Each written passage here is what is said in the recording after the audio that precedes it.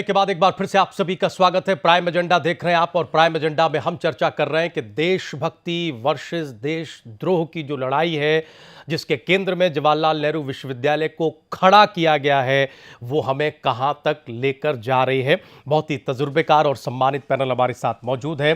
Professor Anand Kumar है, मशहूर शिक्षाविद हैं, सामाजिक कार्यकर्ता हैं, पंकज जी हैं, वरिष्ठ पत्रकार हैं, ख्वाजा इफ्तिकार अहमद साहब हैं, राजनीतिक विचारक हैं, पूनम कौशिक हैं, सामाजिक कार्यकर्ता हैं, अधिवक्ता हैं, अश्वनी कुमार जी हैं, नेता हैं, भारतीय जनता पार्टी के प्रवक्ता हैं, सुप्रीम कोर्ट के एडवोकेट हैं, सिद्धार्थ प्रिय साहब हैं, महासचिव हैं, प्रदेश कांग्रेस उत्तर प्रदेश से आते हैं और पार्टी के नेता हैं। सिद्धार्थ जी, हम माफ़ी चाहते हैं, एक बार भी हम आपके पास नहीं आ पाए हैं, कुछ आवाज़ की दिक्कत से। हम बिल्कुल आपके पास आ रहे हैं, धैर्य थोड़ा बनाए रखिएगा। लेकिन हमने ब्रेक पर जाने से पहले अश्वनी जी से कहा था कि हम उनके जवाब ज़रूर लेंगे। पूनम जी की बात पर वो टिप्पणी करना चाह रहे थे। एक हम थोड़ी सी रिक्वेस्ट ज़रूर कर दें, क्योंकि बहुत सारे तर्क जब इकट्ठे होते हैं हर तरफ से तो आवाज़ ऊंची होती है और फिर ऊंची आवाज़ शोर शराबे में तब्दील हो जाती है, जो आज की डिबेट में हम बिल्कुल नहीं करना चाहते। हम निश्चित तौर पर चिंता करना चाहते हैं अपने देश के एक बड़े विश्वविद्यालय की। अगर उस पर कोई आरोप लगाए, हम उसे बड़ी संजीदगी से समझना चाहते हैं, गहराई से, और उसकी सफाई में भी जो बातें सामने आ रही हैं उनको भी हम पूरा मौका देना चाहते हैं। अश्वनी जी, अब आप अपनी बात सर पूरी करें, थोड़ा संक्षेप में प्लीज। देखिए, पहली बात तो आरोप यूनिवर्सिटी के ऊपर नहीं है, आरोप कुछ छात्रों के ऊपर है। लेकिन सर इमेज तो यूनिवर्सिटी की खराब खराब हो रही है। तो राष्ट्रद्रोह में, देशद्रोह, जवाहरलाल नेहरू विश्वविद्यालय आतंकवाद का गढ़ बन गया, ये सर बार बार कहा जा रहा है, आप तो खुद जानते हैं। ठीक नहीं है जी, संजीदगी भरे। आ रहा हूं। ये सच है कि अब तक सबसे ज्यादा नक्सलियों के समर्थक जेएनयू से पकड़े गए, अब तक सबसे ज्यादा अलगाववादियों के समर्थक जेएनयू से पकड़े गए, इसमें कोई दो राय नहीं है। लेकिन इसका मतलब पूरा का पूरा जेएनयू ही आतंकवादियों का समर्थक हो गया, ये बिल्कुल नहीं है। हम इसको नहीं मानते। आप जरा, मैं दो तीन बातें आपको कहता हूं। जैसे अभी कुछ एक लोगों की बात शुरू हुई कि झंडे, इतना ऊंचा झंडे क्या जरूरत है। अरे भैया, ये तो हमारा प्रतीक है। यूनिटी और इंटीग्रिटी हमारे प्रीएम्बल ऑफ द कॉन्स्टिट्यूशन में लिखा हुआ है। हमारे महापुरुषों ने राष्ट्रगान और राष्ट्रगीत दो बनाए थे। ये तो कांग्रेस ने अपने पता नहीं क्या सोच थी, भगवान जाने, जनता उस पर निर्णय करेगी। आखिर राष्ट्रगान और राष्ट्रगीत दोनों बनाए गए कि शुरुआत होगी राष्ट्रगीत वंदे मातरम से किसी भी कार्यक्रम की, और उसका अंत होगा राष्ट्रगान से, जनगण मन से। लेकिन उन्होंने एक उठा लिया। मेरा यह कहना है कि जहां तक राष्ट्र की एकता और अखंडता की बात है, कम से कम ऐसे मामले पे, चाहे वो बुद्धिजीवी हो, चाहे तथाकथित अपने आप को सामाजिक कार्यकर्ता कहने वाले लोग हो। मैं सुन रहा था आपके एक सामाजिक कार्यकर्ता, वो जो भाषणबाजी कर रही थी, मुझे लगता है तो कम्युनिस्ट पार्टी की कोई नेता है, वो सामाजिक कार्यकर्ता नहीं है। लेकिन अब क्या हो रहा है कि कांग्रेस जैसे सिकुड़ रहा है, एक बात का ऐतराज हम भी दर्ज कराएंगे सर। इन दोनों की क्यों ऐसा है? नहीं सर, क्यों भारतीय जनता पार्टी के नेताओं या इस पूरी पार्टी को ऐसा लगता है कि जो उसको सूट न करता वो सब तथाकथित है, जो उसको सूट नहीं करता है? अरे वो खुद एडवोकेट है, वो सामाजिक कार्यकर्ता है, जैसे आप वकील हैं, आप नेता है, आपको कोई तथाकथित नेता तो नहीं कह रहा है ना सर। आज आप भारतीय जनता पार्टी के प्रतिनिधि के तौर पर इस डिबेट में हैं सर, आप अपनी बात रख रहे हैं, उन्होंने अपनी बात रखी, आप उनकी बात पर जवाब दे सकते हैं, आपको पूरा मौका है। लेकिन आप किसी को डिस्ग्रेस मत करिए सर इस डिबेट में। मैं जवाब दे रहा हूं जी। आज का पूरा विषय होना चाहिए था, किसानों के लिए इतनी बड़ी योजना आई, किसानों की योजनाओं की बात न हो। सर विषय की बात मत करिए, फिर विषय ये भी आ जाएगा कि पिछले 10 दिन से देश में जो चल रहा है, उस किसानों की बड़ी योजना में प्रधानमंत्री एक शब्द नहीं बोले। सबका साथ सबका सर, हम बार बार ये अपील कर चुके हैं कि हम जेएनयू के विषय पर टिकना चाहते हैं, बात करना चाहते हैं। प्रधानमंत्री ने एक शब्द जेएनयू के विषय पर नहीं कहा। 10 दिन से देश की राजधानी दिल्ली में इस पर बवाल मचा हुआ है, लेकिन प्रधानमंत्री कोई बात नहीं बोलते। आप फसल बीमा योजना की बात कर रहे हैं सर। हाँ कहिए। हाँ, मैं आपको बता रहा हूं ना। पहली बात तो प्रधानमंत्री हर बात पे प्रधानमंत्री के लिए बोलना आवश्यक नहीं होता है। इसका मतलब ये थोड़ी की बात में प्रधानमंत्री बोलेंगे, हम सब जानते हैं। कोई राहुल गांधी बड़ी बातों पर बोलने का एक प्लेटफॉर्म प्रधानमंत्री ने तय कर लिया है, मन की बात। हमारा ये कहना है, जो हमारा एजेंडा है सबका साथ सबका विकास, हमारा जो डेवलपमेंट का एजेंडा है, उसको डाइवर्ट करने के लिए ये लगातार टैक्टिक्स अपनाई जा रही है। हमारे जितने बड़े काम है, जब वो जिस दिन महत्वपूर्ण काम होने होते हैं, जिस दिन कोई जनसंवाद होता है, उस दिन ये लोग एक नई तरीके की चीज लाते हैं जिससे वो डाइवर्ट हो जाए। आज जो एजेंडा किसानों के किसान बीमा और किसानों के उत्थान के लिए था, जो उसमें चर्चा होनी थी, आज वो जेएनयू पे चर्चा हो रही है। एजेंडे से डर गए, और केवल इसका मतलब मतलब आपके ये है एजेंडे से डर गए कि जो थे, आप ये विपक्षी कहना दल चाह रहे है हैं। ठीक है, वो हम अपनी एक सफाई से टिप्पणी जी हो परेशान गया है। सर, हो गया। हम एक जी हाँ, टिप्पणी अब जरा बिल्कुल। सिद्धार्थ जी के साथ ले लें। सिद्धार्थ जी काफी देर से हमारे साथ जुड़े। सिद्धार्थ जी ये बताइए कि आज राहुल गांधी राष्ट्रपति से मिलने गए, नया कुछ नहीं निकला, वही पुरानी बात जो हैदराबाद यूनिवर्सिटी से लेकर वो कहते चले आ रहे थे, वही उन्होंने दोहरा दिया आज मीडिया के सामने। आरोप आप पर भी खूब यही लग रहा है कि आप भी इस मुद्दे की आड़ में राजनीति कर रहे हैं सिद्धार्थ प्रिय जी। राजीव जी, सभी लोगों की बातों को मैंने सुना अभी। क्या आरएसएस और बीजेपी आजादी की उस लड़ाई में कहीं मौजूद थे? आज ये अपनी बात कह रहे हैं बड़े चौड़े से राष्ट्रभक्ति की बात कर रहे हैं। जी,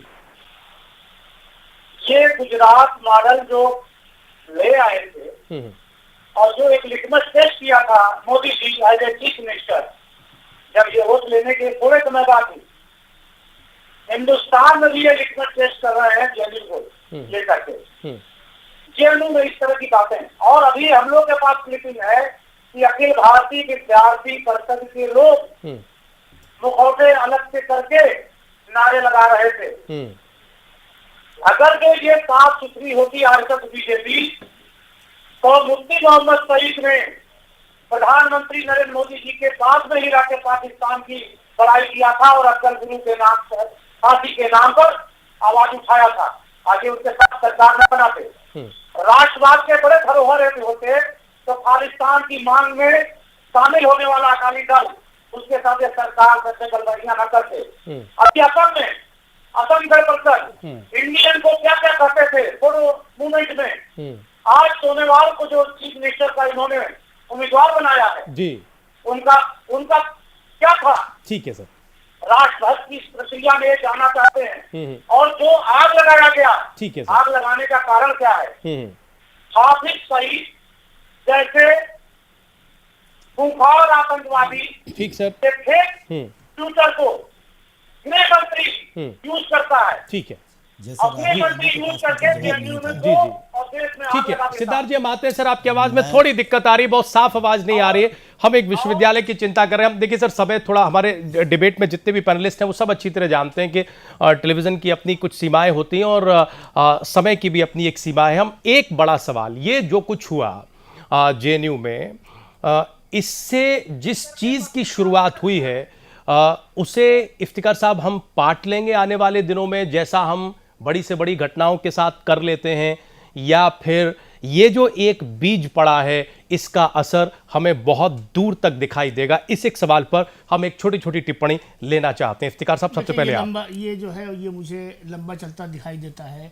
हमारे लोकतंत्र में असल में क्या है कि इलेक्शंस होते रहते हैं और एक इलेक्शन ख़त्म होने के बाद दूसरा इलेक्शन आ जाता है, तो कहीं ना कहीं इलेक्शन की सियासत हो रही है और उसी में इस तरह के टॉपिक्स को, सब्जेक्ट्स को उठा के उसमें फ़ायदा उठाने की कोशिश की जाती है। जहाँ तक जवाहरलाल नेहरू विश्वविद्यालय की प्रेस्टीज का और उसकी इमेज का सवाल है, देखिए संस्थाएं बड़ी मुश्किल से बनती हैं और ऐसी संस्थाएं जो अपने आप को नेशनल लेवल से पर नहीं बल्कि इंटरनेशनल लेवल पर अपनी एक इमेज को और अपने गुडविल को एस्टेब्लिश कर लेती हैं, अपनी एकेडमिक क्रेडिबिलिटी को एस्टेब्लिश कर लेती हैं, वो पूरा एक नेशनल एसेट होता है। हम जब किसी तरफ चलना शुरू करते हैं तो हम इस कदर तरफ को झुक जाते हैं कि हम उस यानी इतनी बड़ी कमाई को हम इतनी आसानी से गंवा रहे हैं। आप देखिए तमाम दुनिया में बड़ी बड़ी यूनिवर्सिटीज़ जो हैं वहाँ से जो है ये आवाज़ उठ रही है और हमारे बराबर में जो एक पड़ोसी रहता है, जो हरकतें उसके यहाँ होती हैं, जो अहनशीलता जो असहनशीलता उसके यहाँ दिखाई दी जाती है, वो हम दिखा रहे हैं। हमारी कोर्टों के परिसर के अंदर जो है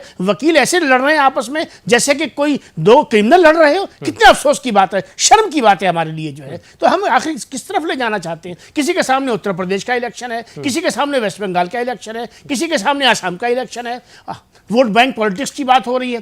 देश को बांटने की बात हो रही है। भाई आप जो है क्या, यानी सिर्फ इलेक्शन लड़ना और इलेक्शन लड़ने की देश में सियासत होगी और उसके लिए हम कुछ भी करेंगे और कुछ भी उठा देंगे और उसमें फिर हम अपने हाथ में ये ठेका ले लेंगे कि साहब ये जो है ये ऐसा है और वो दूसरा जो है वो वैसा है। भाई देश को अगर चलाना है तो सबको मिलकर चलाना पड़ेगा, सबको साथ लेके चलाना पड़ेगा और सब चीजों सबका सम्मान करके चलना पड़ेगा। हमारे लोकतंत्र की तो सबसे बड़ी खूबी ये है कि देखिए कहीं लेफ्टिस्ट किसी की सरकार है, कहीं राइटिस्ट की सरकार है, कहीं कांग्रेस की सरकार है, कहीं समाजवादी की सरकार है, कहीं नवीन पटनायक के हाथ में सरकार है, कहीं जयललिता के हाथ में सरकार है, कहीं कश्मीर में आपकी और क्या कहते हैं पीडीपी के बीच में सरकार है। यानी जिस देश के अंदर हर किस्म की विचारधारा को इतनी जमीन मिलती हो कि आज जो लोग बिल्कुल एक दूसरे से टकरा रहे हैं कल वो एक दूसरे के साथ में मिलकर बैठ जाते हैं। आप देखिए बीजेपी और पीडीपी आज सरकार बना के बैठी हुई है। क्या बातें पीडीपी कहती थी बीजेपी के बारे में और क्या बातें बीजेपी कहती थी पीडीपी के बारे में। ये हिंदुस्तान की खूबसूरती है कि हम राष्ट्रहित में कभी भी कहीं भी किसी के साथ में एक दूसरे के साथ मिल जाते हैं। दूरियों को इतना न बढ़ाइए कि हम एक दूसरे से मिलना मुश्किल हो जाए।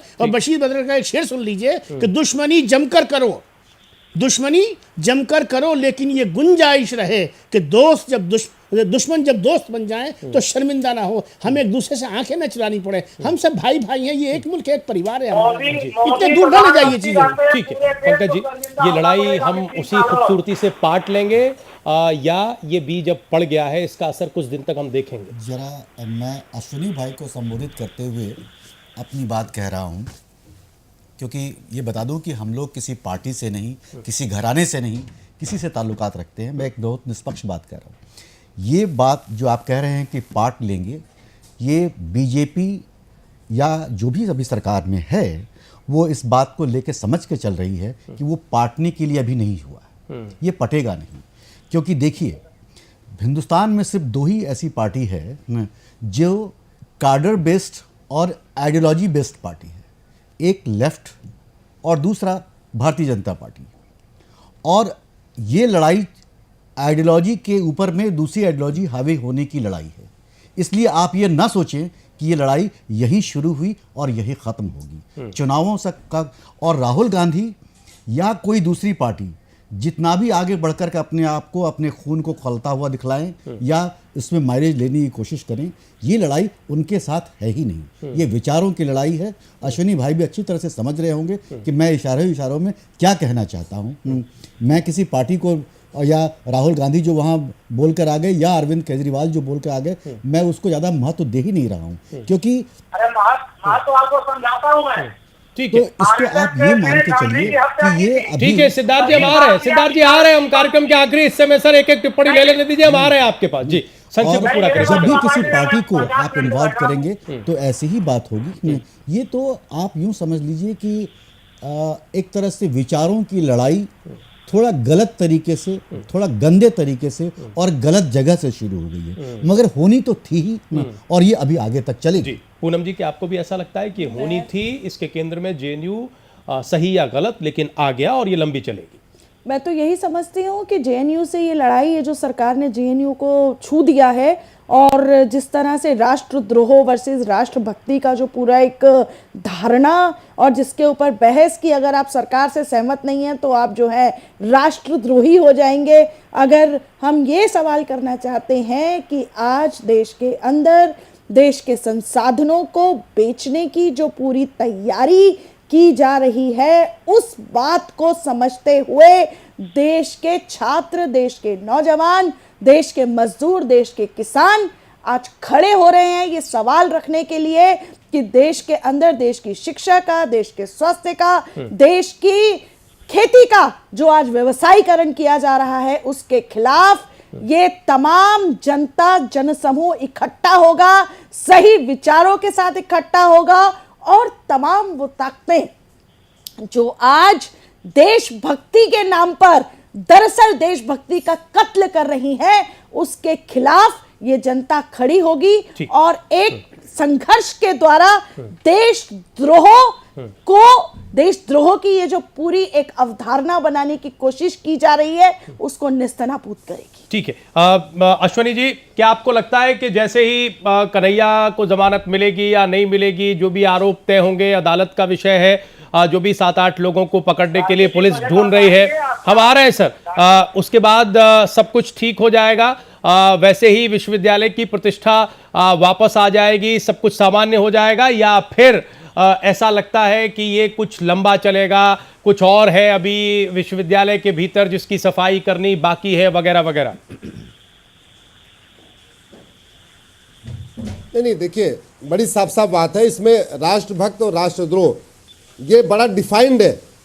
इसको इंडिविजुअल को डिफाइन करने की जरूरत नहीं है। हमारे संविधान में, हमारे आईपीसी में, हमारे सीआरपीसी में बड़ा लिखा हुआ है कौन राष्ट्रद्रोह है, कौन देशद्रोही है, तो उसको डिफिनेशन अलग करने की जरूरत नहीं है। हमारा भारतीय जनता पार्टी का ये कहना है, सबकी ये बड़ी ड्यूटी है। संविधान के प्रियम्बल में 4 वर्ड है, इक्वालिटी, जस्टिस, लिबर्टी, और सबसे जो मोस्ट इंपॉर्टेंट दिया है वो है फ्रेटर्निटी और यूनिटी एंड इंटीग्रिटी। देश की एकता और अखंडता। आप वर्ल्ड वाइड देखें, कौन से देश सबसे आगे निकले? जापान सबसे आगे निकला, जहां उन्होंने राष्ट्र को सबसे ऊपर रखा। जर्मनी सबसे आगे निकला, जिन्होंने राष्ट्र को सबसे ऊपर रखा। फ्रांस सबसे आगे निकला, जिन्होंने राष्ट्र को सबसे ऊपर रखा। हमारी सरकार सबका साथ, सबका विकास, सबका डेवलपमेंट हो, तो सबको शिक्षा मिले, राष्ट्र से भारतीय जनता पार्टी आगे रखे हुए है, बस बाकी सारे राजनीतिक दल राष्ट्र को पीछे रखकर चल रहे हैं ना, यही बात है ना? ये आप कहना चाह रहे हैं? नहीं, ये लोग जिनकी जमीन खिसकती जा रही है, जो लोग लगातार सिकुड़ते जा रहे हैं, कम्युनिस्ट अपनी तरफ से पूरी तरीके खत्म हो रहा है, कांग्रेस लगातार सिकुड़ रही है। आपको पता 2 डिजिट पे आ गई 44 पे। अगर ऐसे ही कांग्रेस काम करती रही, अगले इलेक्शन में 4 पे आ जाएगी। और जहां तक कम्युनिस्ट की बात है, इनका पूरे दुनिया से सफाया हुआ है, भारत में भी यही हाल है। ठीक है ऐश्वर्य जी, ठीक है, हमें एक क्लोजिंग कमेंट, सर ठीक है, हमें एक क्लोजिंग कमेंट आनंद जी का लेने दीजिए। आनंद जी, जेएनयू ने पहले भी बहुत विवाद देखे हैं और आप खुद उसके साक्षी रहे हैं। ये जो विवाद है, क्या ये विवाद भी बाकी विवादों की तरह खत्म हो जाएगा और यूनिवर्सिटी की जो छवि जिस तरीके से थी राष्ट्रीय और अंतर्राष्ट्रीय स्तर पर वैसी बनी रहेगी, या फिर कहीं आप थोड़ा ज्यादा चिंतित हैं इस बार, क्योंकि एक ऐसा बीज पड़ा है, एक ऐसी खाई पैदा करने की कोशिश है जो शायद आने वाले वक्त में इतनी जल्दी न भर पाए? आनंद जी। इसमें बहुत चिंता की बात इसलिए है कि भारतीय जनता पार्टी ने अगले 3 दिन पूरे देश के पैमाने पर मेक इन इंडिया और ब्रेक इन इंडिया की बहस चलाने का फैसला किया है। इसलिए हर जिले में महत्वपूर्ण लोग भारतीय जनता पार्टी के बैनर के नीचे जेएनयू के मुद्दे को उठाते हुए हमला करेंगे।